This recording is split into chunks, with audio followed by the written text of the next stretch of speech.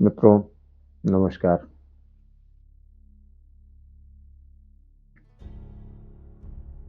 नवरात्र आ गए हैं।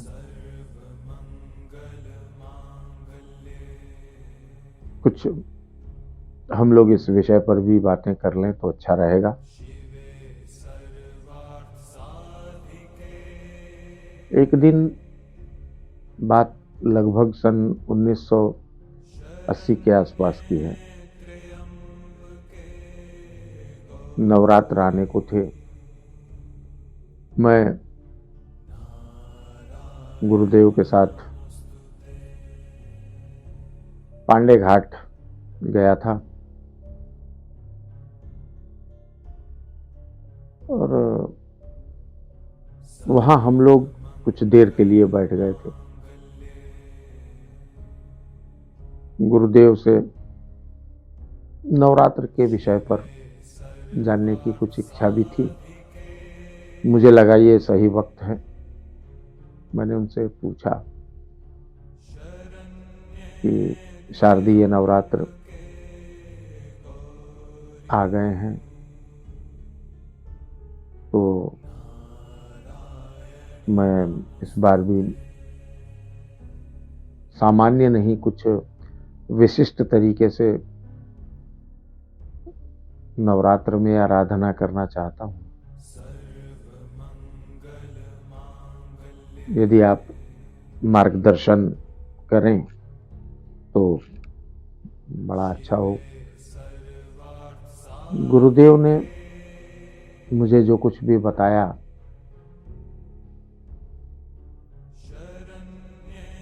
और साधना की जो पद्धतियां, आराधना उपासना की जो पद्धतियां बताई, वो सभी कुछ तो नहीं, लेकिन उसके कुछ अंश मैं आप लोगों के साथ यहां बांटना चाहूंगा। गुरुदेव ने कहा था, उन्होंने स्पष्ट कहा कि देखो, शारदीय नवरात्र है, यह भी एक गुप्त नवरात्र हुआ करता था, किंतु अब प्रकाशित है। तो मैंने पूछा था, गुप्त से आपका अभिप्राय? तो उन्होंने मुस्कुराते हुए कहा था कि देखो, वर्ष में 4 नवरात्र होते हैं। भारत प्रारंभ से ही शक्ति के उपासकों का केंद्र रहा है और यहाँ हम अपना जो नया वर्ष मनाते हैं वो चैत्र मास में मनाते हैं। चैत्र मास को वर्ष का प्रथम मास कहा जाता है। तो चैत्र मास में शुक्ल पक्ष प्रतिपदा से लेकर नवमी तिथि तक वासंतिक नवरात्र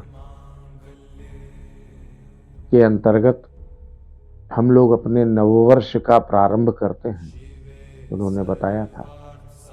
और सारे लोग भगवती दुर्गा और शक्ति की अनेक प्रकार से उपासना आराधना करते हुए अपने नववर्ष का प्रारंभ करते हैं। दूसरा नवरात्र आषाढ़ मास के शुक्ल पक्ष की प्रतिपदा से प्रारंभ होता है।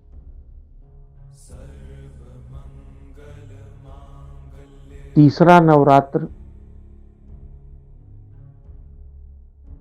शारदीय नवरात्र होता है,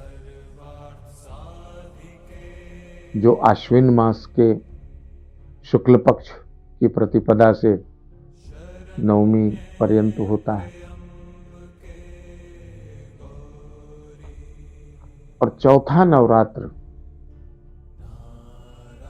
माघ मास की शुक्ल पक्ष की प्रतिपदा से लेकर नवमी तक होता है।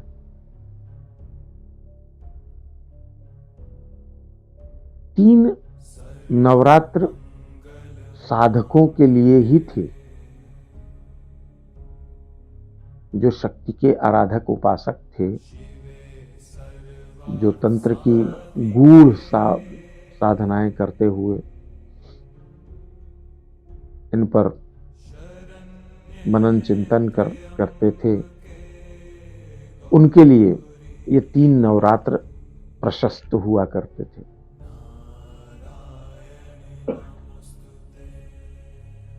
तो तुमने शारदीय नवरात्र की बात की, यह भी एक गुप्त नवरात्र ही था, किंतु त्रेता युग के बाद से, त्रेता युग से यह नवरात्र सामान्य जनों के प्रकाश में आ गया। तो मैंने पूछा था कि गुरुदेव ऐसा कैसे हुआ?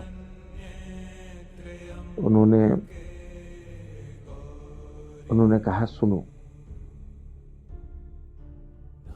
त्रेता युग में जब भगवान राम ने रावण का वध किया था, उसके पूर्व राम रावण के युद्ध में जब किसी भी प्रकार से रावण पराजित नहीं हो रहा था, तब ये कहानी बड़ी प्रचलित है, आप सभी ने सुनी भी होगी, कि विभीषण ने राम को ये बताया था कि रावण की नाभि में अमृत भांड है, अमृत है, और जब तक उस अमृत का क्षरण नहीं हो जाता, तब तक रावण की मृत्यु असंभव है। गुरुदेव ने इसी प्रकरण को छेड़ा और उन्होंने स्पष्ट किया, बोले, सुनो, ये प्रकरण तो तुम्हें ज्ञात होगा, किंतु किसी भी अस्त्र से क्या अमृत का क्षरण संभव है?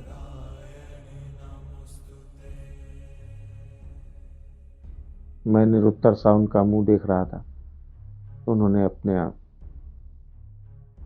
कहना जारी रखा। उन्होंने कहा कि सारे अपने मंत्रीगण, अपने सलाहकारगण और अनेक विद्वानों के परामर्श के बाद इस निष्कर्ष पर राम पहुंचे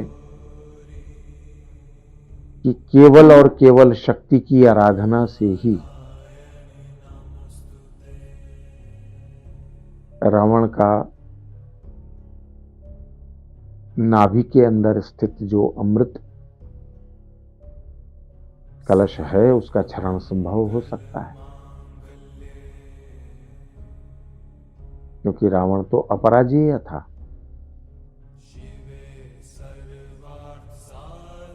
तो इस शारदीय काल में राम ने भगवती दुर्गा की आराधना, उपासना कल्प के रूप में की। कल्प यानी पुरस्चरण का एक संक्षिप्त स्वरूप, देवी की आराधना का एक छोटा रूप, अल्पकालीन रूप। यह कल्प नवरात्र की षष्ठी से प्रारंभ होकर दशमी पर्यंत चलता है। इस कल्प में राम ने भगवती दुर्गा का आवाहन किया। हम सभी जानते हैं कि जब सूर्य दक्षिणायन होता है तो भगवान नारायण के साथ सभी देवी देवतागण सुषुप्तावस्था में चले जाते हैं। तो देवी भी सुषुप्तावस्था में थी।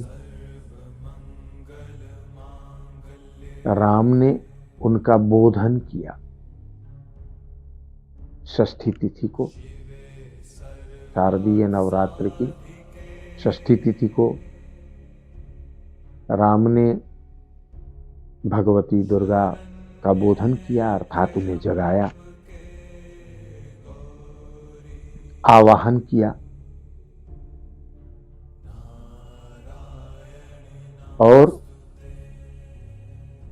उनकी आराधना की, उपासना की, उनका सम्यक यथासंभव पूजन किया, आराधना की।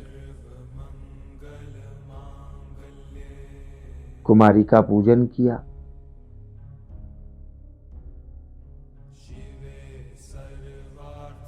और दशमी तिथि को जब राम ने अपने कल्प के पुरस्चरण रूपी कल्प की समाप्ति की, तो भगवती दुर्गा आविर्भूत हुई, प्रकट हुई और उन्होंने राम को अपनी अंगभूता अपराजिता शक्ति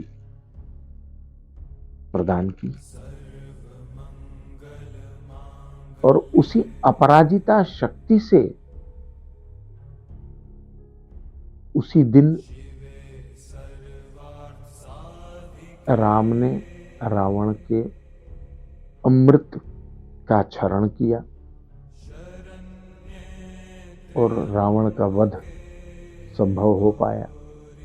दुर्गा की अंगभूता शक्ति अपराजिता, अर्थात वो कदापि पराजित नहीं हो सकती।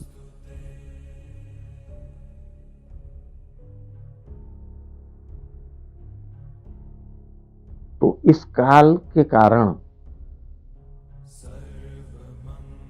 यह गुप्त नवरात्र, गोपनीय नवरात्र प्रकाशित हो गया, प्रकाश में आ गया, क्योंकि भगवान राम ने स्वयं मां दुर्गा की आराधना की और वर प्राप्त किया और शत्रु पर विजय हासिल की।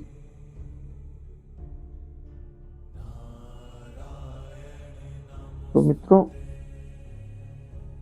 इसके इतर भी गुरुदेव ने और भी बहुत सारी साधना पद्धतियों का वर्णन किया था। वो चर्चा हम लोग संभवतः जल्दी ही करेंगे।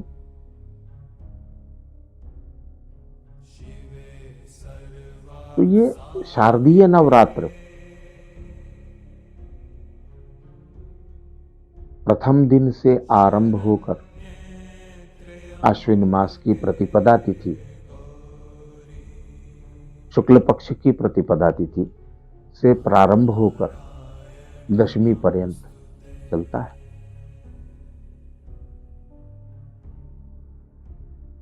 उस काल की राम की पूजन पद्धतियों का समावेश पौराणिक युग में आकर फलीभूत हुआ और कालिका पुराणोक्त बृहद नंदिकेश्वर पुराण में भी दुर्गा के इस कल्प का विशद वर्णन है। तो शत्रु शमन के लिए इस नवरात्र में देवी दुर्गा की आराधना, उपासना यदि की जाए तो निश्चित रूप से वो फलदायी होती है, सद्य फलदायी होती है। मैंने स्वयं भी अनुभव में इस प्रकार के प्रयोगों को लिया है। वो शत्रु किसी भी रूप में हो, मनुष्य रूप में हो, आपके जन्म कुंडलिस्थ ग्रहों की दशा महादशाओं के अंतर्गत हो, या रोग हो, रोग भी तो शत्रु होता है, या अन्य कोई भी ऐसी बाधा जो आपको परेशान कर रही हो, वो शत्रु समान होती है। उन सभी बाधाओं के निवारण और निराकरण के लिए यदि इस नवरात्र में आप भगवती दुर्गा की आराधना उपासना करते हैं तो निश्चित रूप से आपको इसके बहुत शुभ और बहुत अच्छे परिणाम प्राप्त होंगे, इसमें कोई संदेह नहीं। बिल्कुल शंका मत कीजिए और भगवती की आराधना कीजिए, उपासना कीजिए, उनसे प्रार्थना कीजिए। निस्संदेह आपको उसका फल प्राप्त होगा। और एक बात, बहुत सारे लोग आपको बताएंगे इस मंत्र का जाप करिए, उस मंत्र का जाप करिए, इस प्रकार से आराधना कीजिए। मैं आपसे कहता हूं, आप किसी प्रकार के बंधनों में अपने आप को न जकड़ें।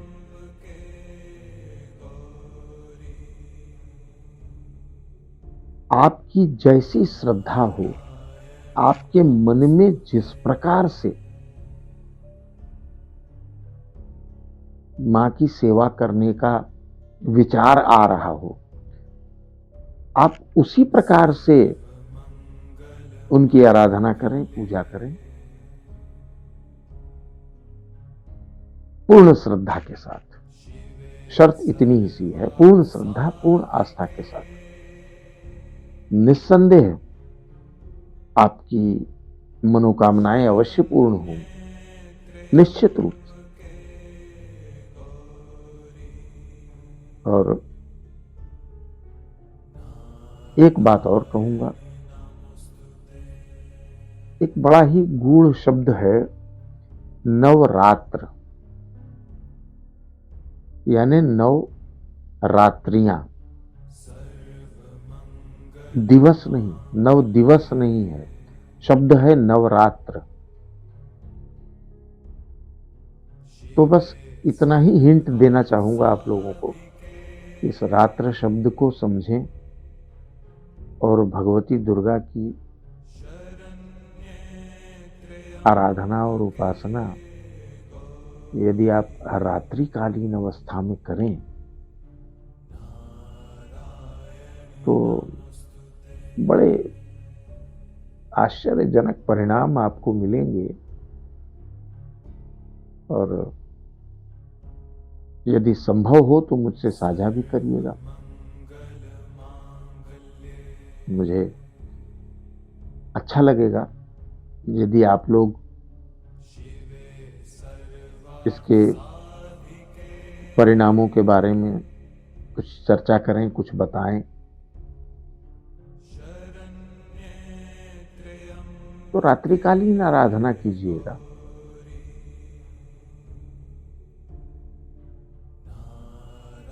क्योंकि शक्ति की प्रधानता रात्रि में ही है। रात्रि सूक्तम में कहा गया है, इसीलिए रात्रि सूक्त वेदोक्त भी है और तंत्रोक्त भी है। विश्वेश्वरीम जगद्धात्रीम स्थिति संहारकारिणी। तो संहार का समय होता है। देवी जन्म देने वाली भी है और संहार करने वाली भी है। तो रात्रिकालीन अवस्था में आराधना करें।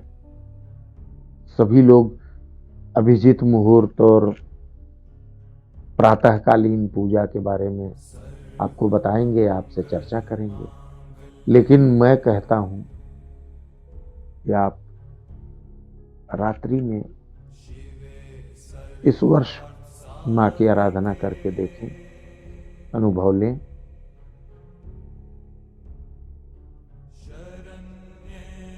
और उसका फल किस प्रकार से आपको प्राप्त होता है, इसे देखें।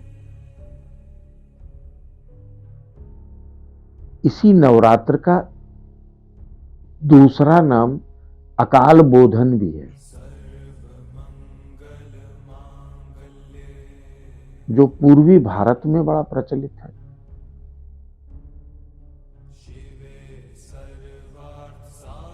दो अन्य गुप्त नवरात्र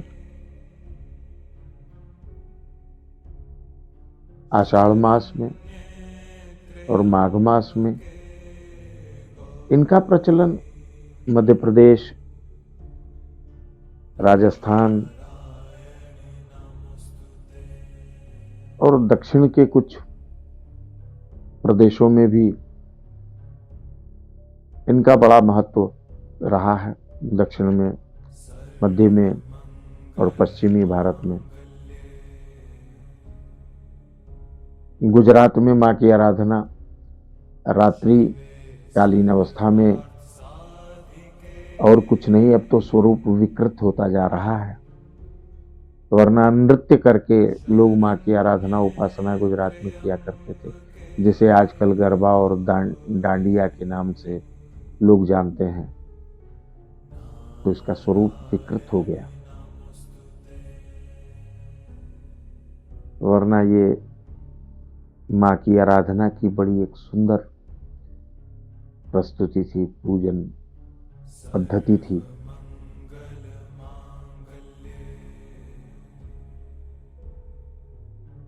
ये सार्वजनिक नहीं होती थी, नितांत वैयक्तिक होती थी, पर्सनल होती थी।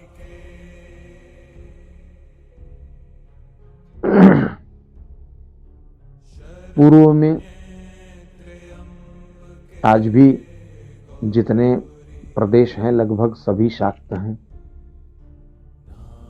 वहां शक्ति की आराधना होती है। वहां भी इस अकाल बोधन नवरात्र पूजा का बहुत प्रचलन है। कलकत्ता की, बंगाल की दुर्गा पूजा तो विश्व प्रसिद्ध है, किंतु वहां भी अब पूजन आराधन के स्थान पर नाना प्रकार के परिवर्तन हो गए हैं और अब लोग पूजन करने के स्थान पर घूमना फिरना, हास्य विनोद करना, प्रमाद करना इत्यादि करते हैं।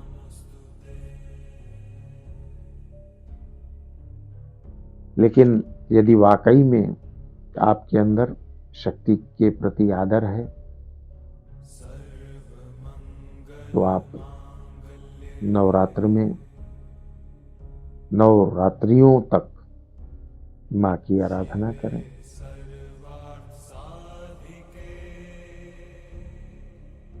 निस्संदेह आपके सभी प्रकार के शत्रुओं का शमन होगा और आपकी भाग्य वृद्धि होगी, आपका अभ्युदय होगा।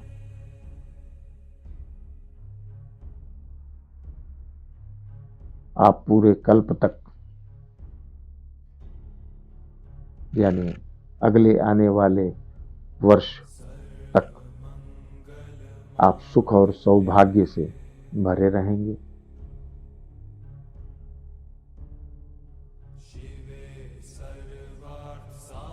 नवरात्र में दुर्गा की आराधना उपासना सदैव फलदायी होती है। इसके और गूढ़ चिंतन मनन को हम लोग अगले अंक में करेंगे। यह नवरात्र आप सभी के लिए शुभ हो, मंगलमय हो। इन्हीं कामनाओं के साथ नमस्कार।